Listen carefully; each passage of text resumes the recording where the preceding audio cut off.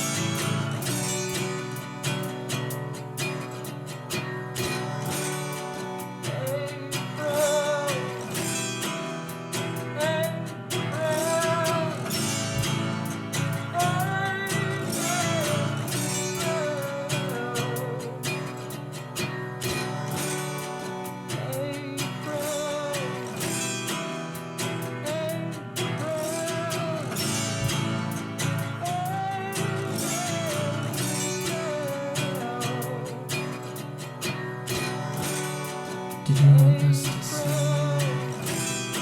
Did you want to walk the streets? Did you want to hear the sound of the echoes on the sidewalk? Did you want to feel the air through your hair? Did you want to find your face on the billboards in San Francisco? Did you want to know what it feels like to feel right? Did you want to know your name? April, April, April,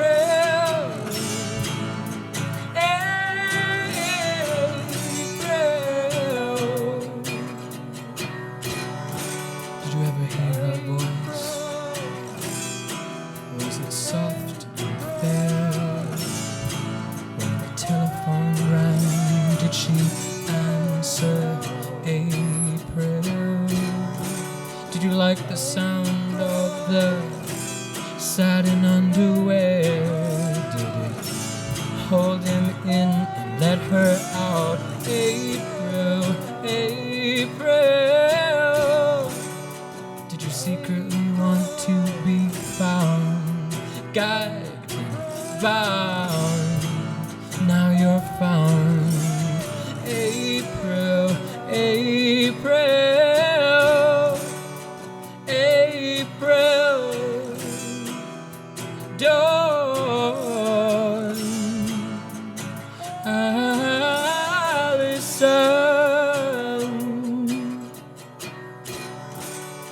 April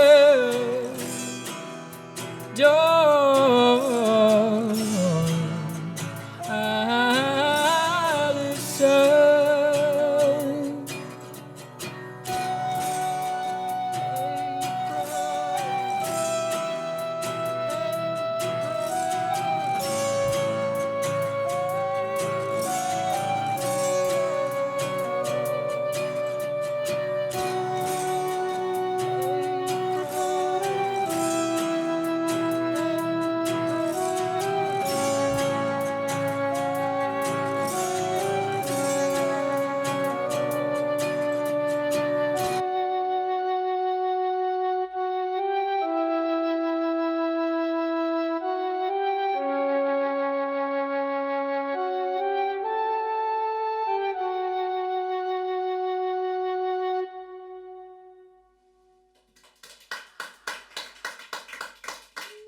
Thank you.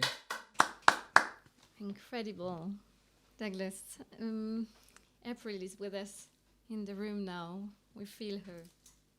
I'm Claudine Boeglin, and I will be your host tonight.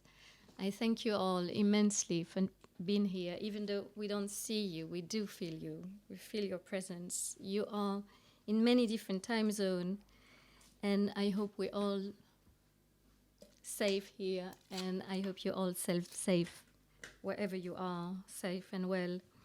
This is our first event under the name Studio A.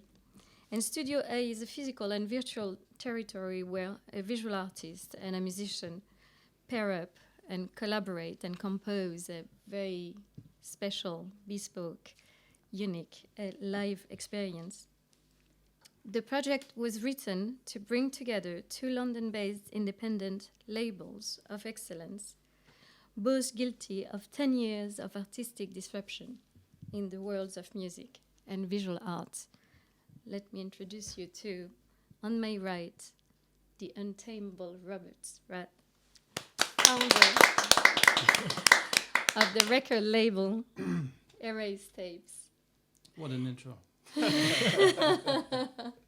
And next to Robert, the enigmatic Michael Mack. Press clap as well. The book publishing Mack, and 10 years this year, very odd year for an anniversary. Happy birthday, Mack. Thank you. Douglas, for the very first night, you chosen to give a voice to the work and persona of April Dawn Alison. And in conversation with you, we call now Erin O'Toole. Hello, Erin. Are you here? Hello. Bravo. Erin, you are the curator of San Francisco's Museum of Modern Art. You are the curator of the exhibition April Dawn Alison. You are the author and editor of the book of the same name, published by Mack. We are so honored to have you with us in your morning and in our evening. So we'll do something special now, which is to rebuild the genesis, the timeline, and how it all happened, and how we went from Erin to Michael to Robert and to Douglas for these three magical songs. Michael, can I ask you the first question? Sure. How did the book come across? How did you start to do it? Well, I would guess a bit like Robert, I'm entirely reliant on amazing artists like Douglas. Thank you, Douglas. That was amazing, by the way. Really My beautiful. pleasure. To come to me with ideas. Normally they're visual artists, but regularly they are authors and curators. And Erin is somebody I greatly respect, who I've done a number of projects with. And it's a fairly difficult process in the sense that we tend to be removed, as we are at the moment, isolated from one another geographically. And she'll send me an idea, and in the form of some pictures. And when she sent me this idea of the April Dawn Alison, it was such an easy project to respond positively to, partly because of my faith in her that we would make something extraordinary out of it. But it was just the nature of the work which appeared to me to immediately to speak to so many important issues. The privacy of the individual, the Al Schaefer, the photographer, having made these photographs as April Dawn Alison and not exposed those to anyone. And this was an opportunity, fraught with many difficulties, to actually explore many of the themes and issues in the photographs. But the work in itself struck me as extraordinary. So I think really I need to hand over to Erin, because the actual beginnings of the whole project came through you, through a collector, I understand, in San Francisco. Yes, well, thank you all, and especially thank you to Claude for that incredible song. It's just so moving, and I'm just so pleased to see that April Dawn has inspired things that I could never have imagined. So just to back up, I think it's worth saying that April Dawn Alison was a private feminine persona of a commercial photographer known to family and friends as Alan Schaefer, who lives in Oakland, California, which is just across the bridge from me here in San Francisco.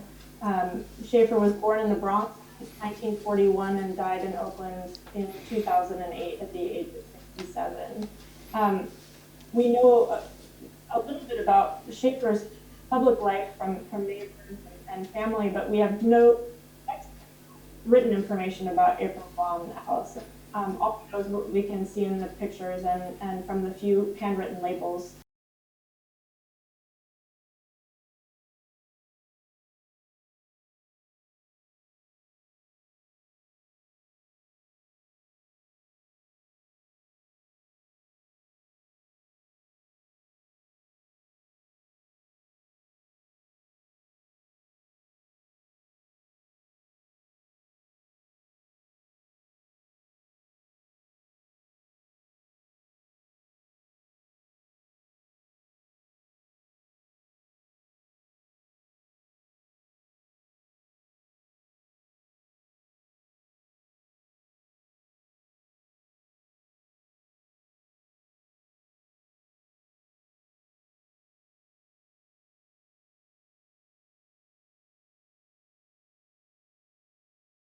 And it was a significant collection. I don't think you've mentioned that there are 9,200 Polaroids of various types of Polaroids from that particular era. And I think it's interesting. I remember recalling you touching on the fact that the kind of period of practice of Al Schaefer and of April Dawn Alison really kind of mirrors the heyday of the medium of Polaroid. Yeah, absolutely. The archive is immense. It's over 9,000 prints, and they were stored in 14 small boxes, and that's how they came to Andrew and then came to us.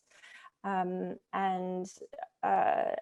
you know, it's not a surprise that Schaefer used Polaroids to make these private pictures, because of course they're instant and you don't have to have them developed, and you have that it allows for spontaneity, which is really important in making pictures like these.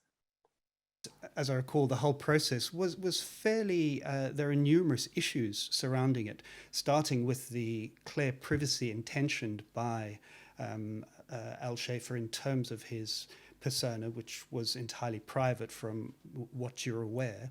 And we came across numerous other issues to be dealt with, such as, you know, the use of pronouns, which I think nowadays people are quite conversant with, but it wasn't necessarily as clear cut at that time. Yeah, I mean, there are a number of challenges and sensitivities, and you know, from the start, I wanted to be very careful and respectful, and to make sure that we you know, did the right thing and did right by April Dawn and by Alan Schaefer. And you know, the truth of the matter is that we don't know how Schaefer identified. We don't know what pronouns they would have preferred. For the purposes of the book, we chose to use the pronoun she when referring to the subject of the pictures and the maker, because April Dawn is a quite feminine persona, and so we felt that was most appropriate when referencing the artist and the subject. But you could just as easily, and I think respectfully, use they as well. But we don't know, you know, so we have to you know, be careful and be respectful and try our best to do what we would imagine Schaefer would have preferred. And I consulted with many people in advance of making these decisions to make sure that we were doing the right thing. And so the book went through the process that you and I have had the pleasure of experiencing together a number of times now, where you came to London, we worked on a layout and a design while you were working contemporaneously with an exhibition in San Francisco. And if we fast forward, we then ended up with this book, which we were all very extremely happy with. And then Claudine came into our lives and suggested this idea, and we met in this room. Actually, Robert and I met for the first time in this room, and one of the books that I'd sent to him was April Dawn Alison, and you zeroed in on it almost immediately. You had an absolute clarity about identifying with it and who you thought would be interested in it. Yeah, no, absolutely. I remember it very well. It was just around the time, March time, when this whole pandemic hit, and we literally, I think, were the last in-person meeting, which at the time we were not really appreciative of, maybe, I don't know. I was, because I got this beautiful book from you, and I remember, well, actually, I still have the copy, and what first drew me in, and obviously I'm a visual artist myself, with a visual background, is I really loved the layout of the cover, and it reminded me of actually a family photo book that my mom gave me when I was maybe, probably around 8 or so, old enough to handle something like this delicately. And it was literally exactly the same color, the same feel, like this kind of leather bound book with a little die cut that showed a photograph of myself when I was just born. And so there was something really personal about it. Like, and, with art in any shape or form, if it hits me, then I'm in, and I love discovering these treasure boxes. And working in music myself, obviously there's something really beautiful about the art form of capturing a moment, like the right here, right now, which I would say occupies probably 90% of our time, because I love the moment, being in the moment. Often I don't take the time to look back, but equally I think it's amazing when these things don't happen in the sort of direct timeline, when there is something, like there's a loophole, and you just zoom into this time, into this mind, into this work that was hidden from the world.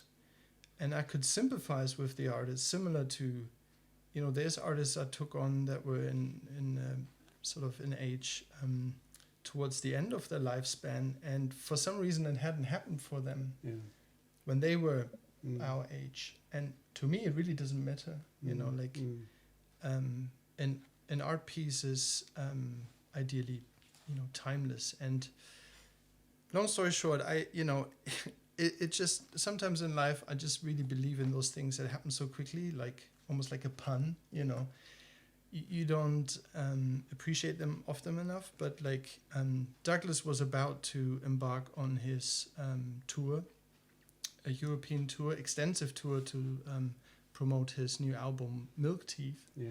I was very excited for him, and I just felt like a friend to a friend that he would appreciate this book. Being a cross-dresser himself, being someone who's really interested in people's stories, and he dedicated his art form to really encapsulating those stories and making them approachable for people in his songwriting. And, for me, it was no surprise that it was resonate with him. I was really happy for the moment that we had, and for Claudine to bring us together. And I think it's brilliant that we're sitting here finally. And here we have Douglas ready for our second song and probably some comments. Yes. I'm conscious that we don't want to talk too much about it. You probably want to hear the songs, because we've got plenty of, hopefully, time afterwards to talk as well. But I do want to share these songs as well. This one is called Your Face Is Hers, which is kind of, Robert just touched on the fact that I do drag and things like this, and so this kind of is my resonating with it personally. I remember the experience of kind of closing the door and dressing up without people knowing. Now I want to do it for everyone, but I could resonate with April in this way. So this is called Your Face Is Hers.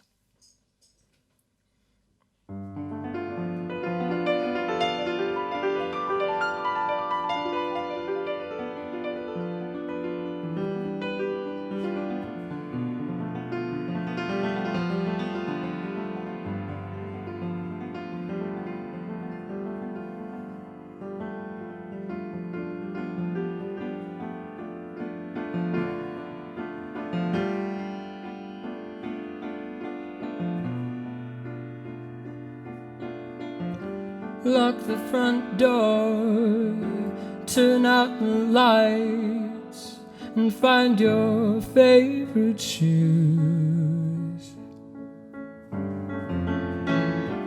Take the phone off the hook and pick out your hair and wear your favorite look. Wear the red lipstick and the blue shadow and paint her on. Your face is hers, your face is hers tonight. This space is hers, this space is hers tonight.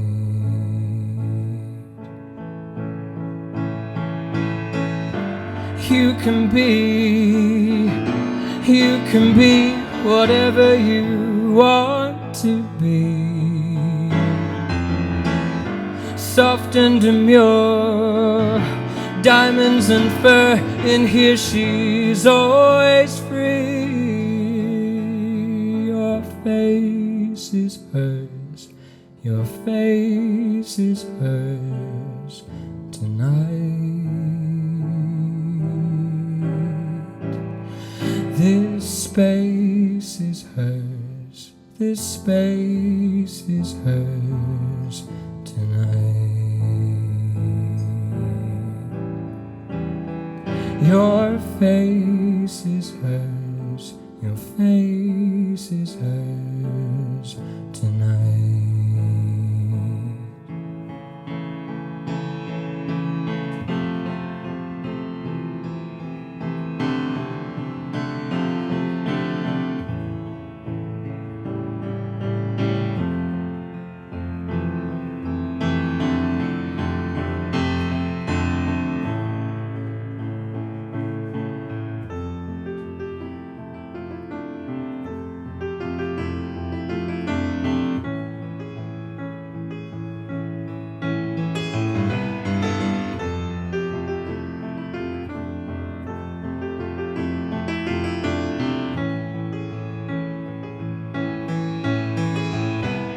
Your face is hers, your face is hers tonight.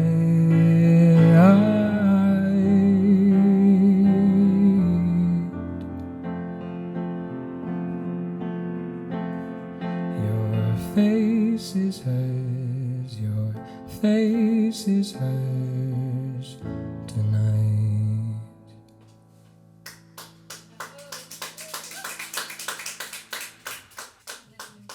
Gift for us all here tonight and everywhere in the world joining us. Douglas, can we now have your voice and your own relation to April? It feels so symbiotic and so personal and so unique in writing. What did it call you to the book, and how does it Robert feed? called me to the book. Robert called you to the book. Robert And- said you'll love this book. and he was right. But how does it feed your own process of composition? Well, for me, I love writing songs that are stories, and I had done that before on certain songs of mine, and so immediately getting a picture and being able to write songs about that, it sort of feeds my creativity completely. In fact, I did have an idea once to do an album that was all based on pictures. I maybe still do that. I love kind of getting a nugget of information and being able to kind of just... because sometimes it's, you could write about so much, and sort of having that kind of specific story, in a sense, having the restriction allows you to kind of, it allows you to play a lot with it. And just on, as I said before, I sang that song on a personal level. I kind of can resonate with kind of putting a wig on and a dress behind closed doors. I never took any pictures though, but take lots of pictures now, but just never in private. They're always so public. Do you think that lockdown gave you more of an opportunity to focus on it than you might have? Because I remember Robert saying to me, I just really want him to have this on his tool bus so that he can return to it. And I thought, wow, will he actually have time to? It was really beautiful for me. Like, not being able to go on tour, like Robert said, and getting the opportunity to have something to focus on. And I kind of, I love doing research, although with April, as we all know, there's so little to go on. So that was kind of tricky. So my research really was talking to everyone that I saw, all my friends. They've all heard about April, and I've all kind of like posed, the kind of like the moral questions that come with publishing artwork after someone's died, which maybe we'll talk more about later. Yeah.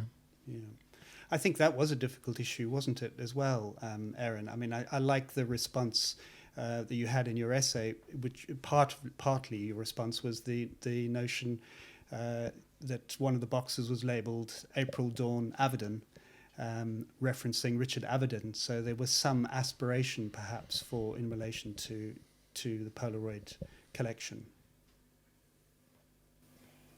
Yeah, I think it's that too, and then also, considering very deeply what it means to show these pictures that were once private, and what it means to do that. And I think that after talking to a lot of people about this, the consensus was that there was so much that they offered to people who are living and who could really benefit from seeing these pictures, and that they were so powerful and they were so moving, and that they really just cried out to be seen. And I feel like what Douglas has done has sort of reinforced that for me. Is that if we hadn't put these pictures out into the world, he wouldn't have made these beautiful songs and been inspired by them. And I find that deeply moving, and especially this song where you're talking about that tension between freedom and being closed in, and I think that this song particularly, this idea that she's you say in here she's always free and chained by the hands and by the feet, but she's never been so free, and to me that's so beautiful. So thank you. Well, as I said to you, I think a couple of days ago, I wasn't sure if you'd heard the songs. I did the demos, but we've already spoken. We had a call before because I wanted to ask you so many questions. Of course, I guess there wasn't, there was a limit to how much you could tell me anyway. But I really wanted you to enjoy the music and the lyrics as well, specifically. I think for me, it feels very sensitive. She's become kind of an angel in my mind, and I kind of just want to kind of like honor her memory, and I want to do it justice. And so I hope I have. And with most of all the songs I've done, I tried not to assume anything, and so I tried to go on just what I had in terms of the images themselves. Thank you. I had the same feeling when I met Douglas. I really felt an angel passed, and when he came on board for this project in end of July, I was really... Are you calling me an angel? Yes. That's very So we have two angels in the I might be room. coming across angelic now, but you wait until the photo book's released. Is it true, Robert? Anyway. Well, let's not put anyone on pedestals. I think it's unhealthy. Let's not forget the humor as well. We like wings, though. We like freedom. We have just a call for... Sorry. Erin, your turn. Oh, sorry. I was just going to say that a lot of people who have been touched by these pictures, from Andrew, who I mentioned, who had held on to them for quite some time, to all the people who worked with me together on this project and who had been exposed to the pictures, feel very protective of her, and that she, like Douglas was saying, is somebody who's very real to us. And I have to say that when I first heard about this project, I thought it was very interesting, but I was concerned about who we were turning April Dawn over to, and I have to say that I couldn't be happier with how Douglas has approached this, and so that's something that I just wanted to be said. Thank you, Erin. This is a great transition to eventually go to the next song. This one's called The Camera.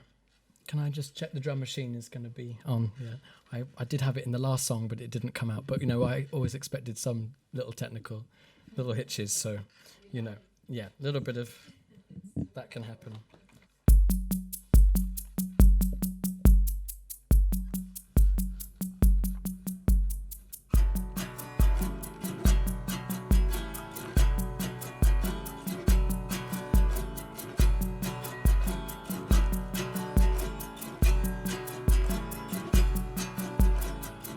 Put me in a costume, leather PVC. Take me to the front room and tie me by the feet. Lock my wrists in handcuffs and bind me to the chair. I'm not on my own, love, when my camera is there. Oh, camera, it's only you.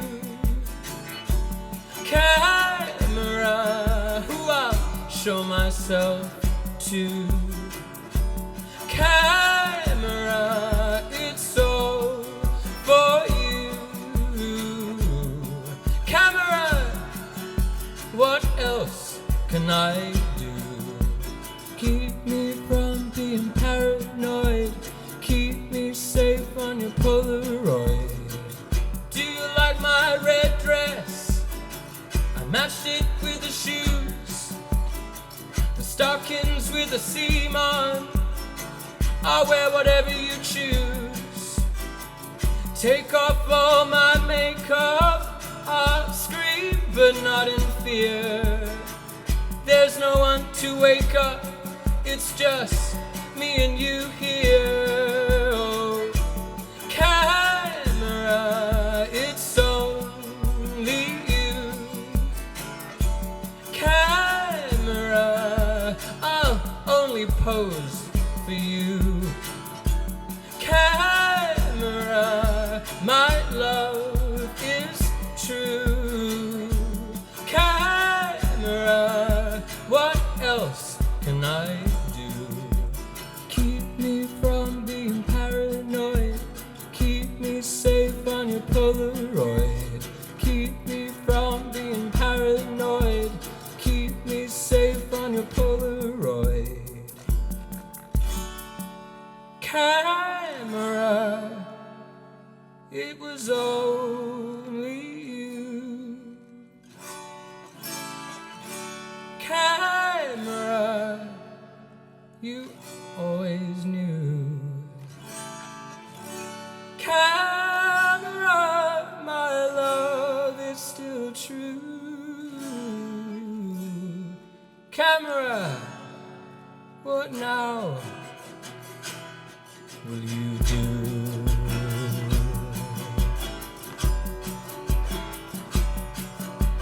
Keep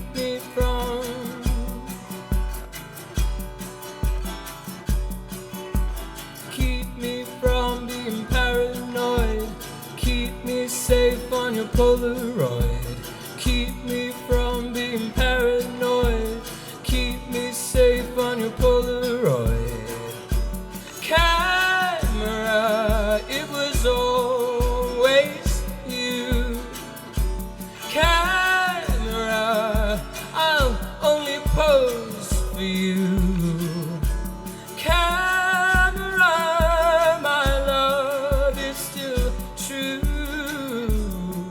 Camera, what now will you do?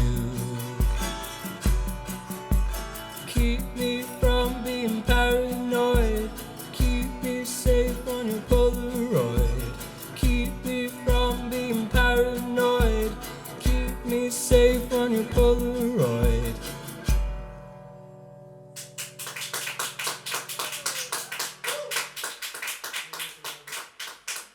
The question, Rubbers, you wanted to pick up on that. Well, yeah, I just wanted a moment for everyone to really appreciate the work of this fantastic artist, and I just feel like I can't get enough of these pictures. You know, it's beautiful how respectfully they're layouted. You know how much space there is. For someone like myself, who's slightly on the dyslexic side of things, like I'm really grateful for almost no text. Obviously, there's not many facts about them. And therefore it's better to keep it simple. But you know, as the song beautifully suggests, you know, it's such a, you know, it's such a sort of intricate thing to kind of put yourself in the situation of someone who's been making 9,000 Polaroids with pure dedication, with lots of attention to detail. You know, a lot of them are very expressive, humoristic. Very humorous. Yeah. They're beautiful. They speak for the times that they lived in, and that is truly sad. They did not feel, maybe brave enough to share these. Maybe they didn't want to. We don't know for sure, but it's highly likely that maybe they did not feel brave enough to share this with the world. And I'm pretty sure that she would be absolutely thrilled to kind of have this treasure box travel on through the book that she made, and dedicated so much time to, and then through Douglas's song. And I can only encourage everyone out there to really get a hold of this book, especially in times like this when, we obviously realize that it's all about time, in a lifespan. And as most recently, someone like Ruth Ginsburg, who's a figurehead for emancipation, just showed that, sometimes it's best to just wait, not fight a war, and give people time to come around the idea that it's fine to have personas, it's fine to feel different to how we are being perceived from the outside, and to be brave enough to speak up and be honest about it. I think it's absolutely wicked that they had this identity, and I can see the joy in expressing it. So thank you so much for making this book, Erin and Michael, because I think, the sheer fact that I, got obsessed with it, and then Douglas immediately after, just proves that, your work on this has been brilliant and truly inspirational. Somebody's listening, Erin. Phew. Bravo, thank you. Bravo, Robert. Thank you, Robert. Beautiful words. We should now have Liv probably raise 3-4 questions. Hello. Thank you, Douglas, for such a great performance. So I'm going to start with a question from our audience. And that question is probably for Douglas and Erin predominantly. And we're asking, many of April's images portray a stereotype of womanhood or femininity that suggests entrapment. Do you think this was intended as a comment on the American housewife?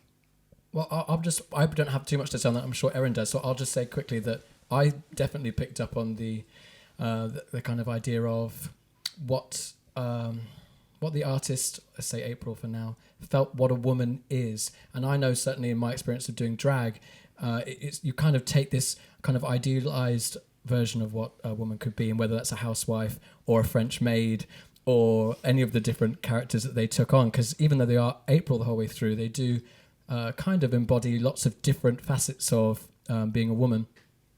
So I definitely think they were doing that, and I really enjoyed it, and I can understand why they enjoyed it as well on a personal level. It's quite fun, basically. But I'm sure Erin can delve deeper into that idea, especially being American as well.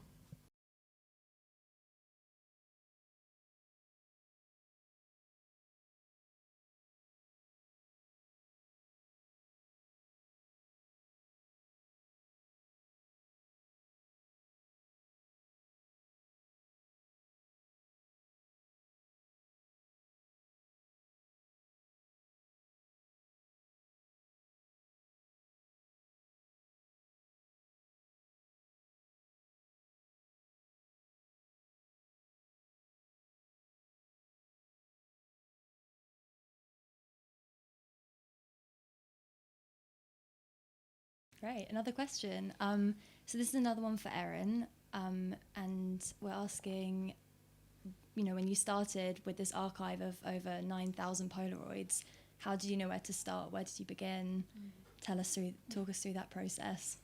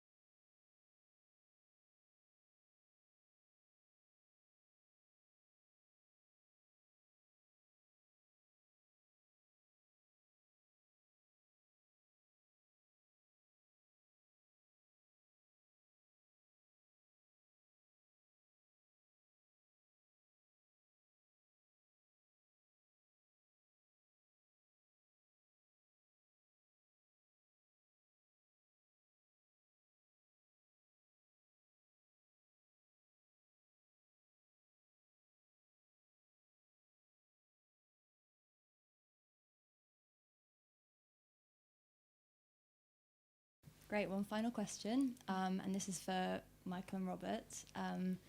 And this is a sort of broader question, and wondering, what do you look for in artists that you're thinking of working with? And then a sort of broader question of how does that play into how you see your roles as curators of books and music? Well, it's interesting. I mean, the best things sort of in my lifespan have always sort of come very naturally. So I try to actually work with limitations. I think it's really important to have a certain amount of restraint, like Douglas nicely explained earlier. And it's actually the same for myself as an art director and curator. There's a million things I could do. I mean, every day I get inspired by so much, from the moment I wake up to the moment I fall asleep, which sometimes I struggle with.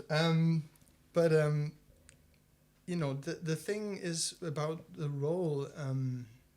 I just really believe in flow.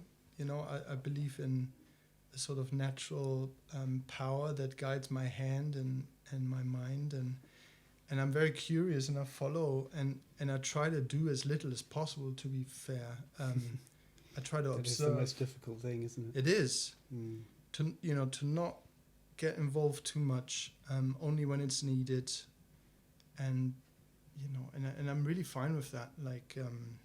But sometimes it's really hard work to do almost nothing. Equally, it's sometimes hard work to do a lot on the project. But it has to be done, and it has to be approachable. I think that's my main role. That when I come across a project or an idea, that I try to make it as approachable as possible for as many minds as possible. That's kind of my goal. How about you? What you mean by democratizing it, by making it accessible, by making it...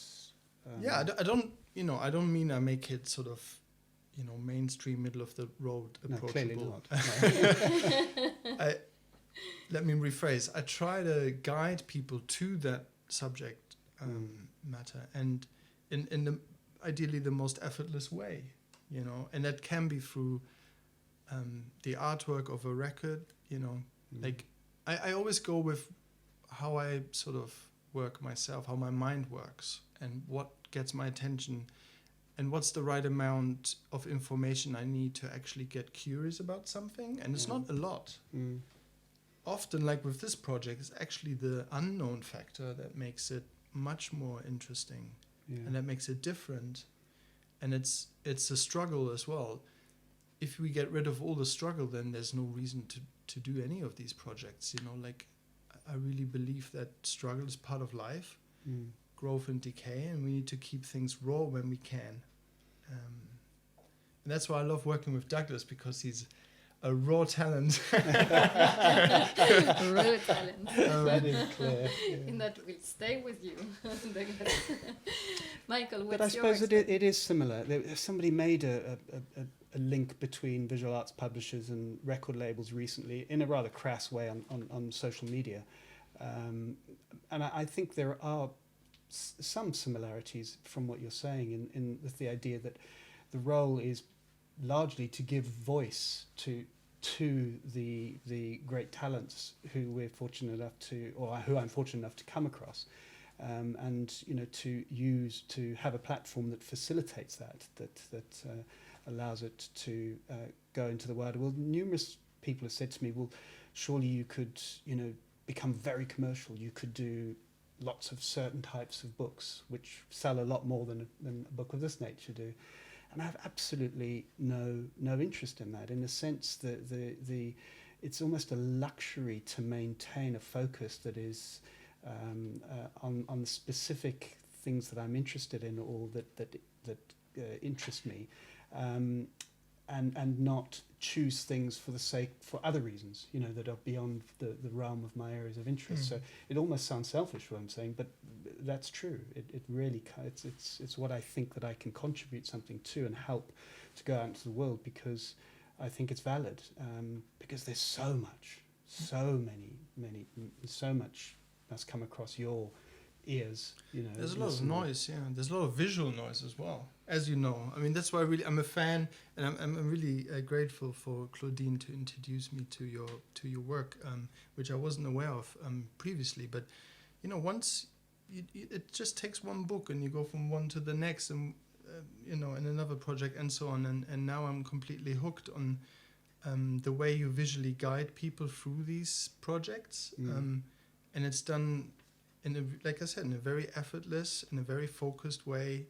Nothing is distracting me. Nothing is screaming at me. You need to pay attention to this. It's more like, you know, we invite you to, and that's kind of how I see and run Erase tapes as well. It's often about sort of almost blocking out the noise, and that's enough for people to then be aware of this beautiful little thing that is already there on the wall. It's just there's so much stuff happening and distracting from it that people don't see it, but they truly have the capability to appreciate it. And when I spoke of Douglas as a raw talent, I was obviously completely joking and laughing my head off inside, because it's a terminology that I don't agree with, and it's something that I truly try to make people aware of, that, you know, we all have talents, you know. I really don't like this idea that there's any difference between the performer and the listener. Listening is a talent, you know. Being in the moment and being intuitive is very powerful and is very important, and a lot of people just don't give it enough time, you know, to find that within themselves. And so it's a together thing, and I think that's at the core also the nature of this project. You know, we're all locals. The idea came about when we were all able to still meet and have like a small event with people in the room. But we're still having that even in this crazy time, these turbulent seas we're in right now. And, you know, and it's because people like yourself, like Claudine and I and Douglas, you know, we just keep protecting what we have and really appreciating that we have this moment together, you know, and sharing it with the people out there. And now maybe sharing on Douglas Darling, which is probably our last song. Yeah, which is not a song that I wrote about April Dawn Alison, but kind of has a tie.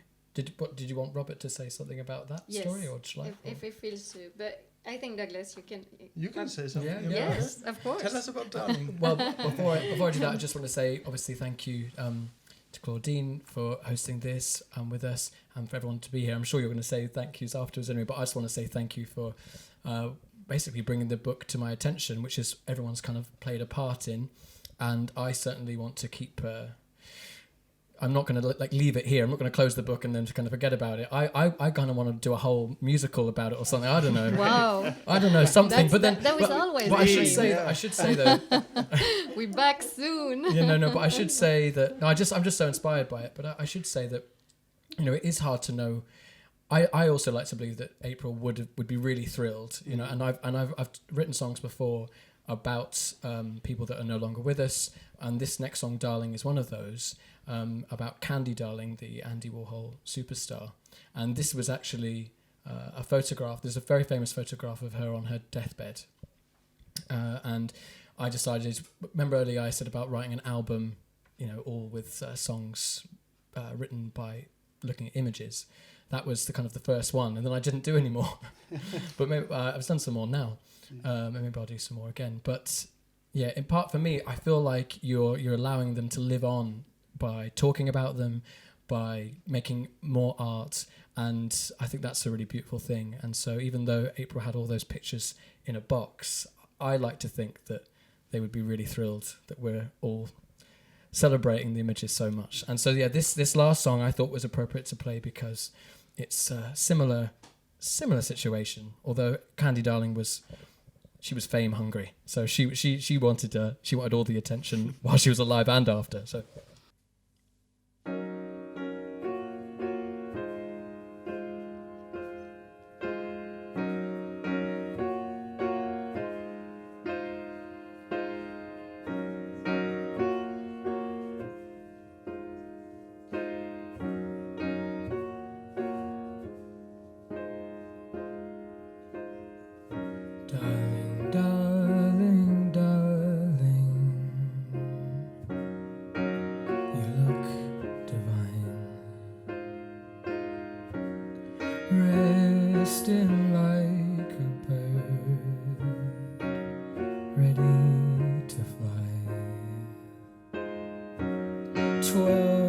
flowers surround you,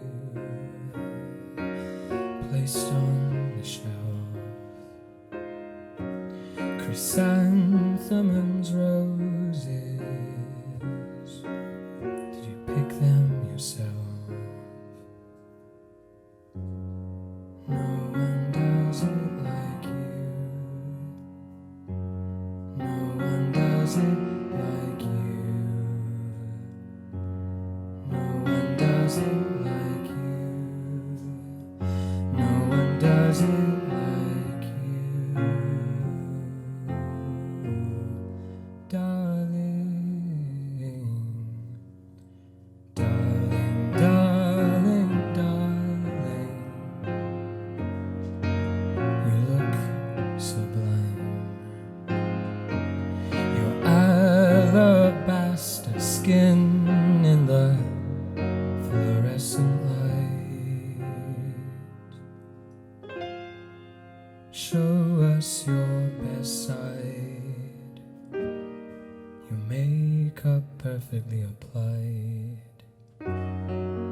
We're all by your bedside, and with such pride. No one does it like you. No one does it like you. No one does like you. No one does like you, darling.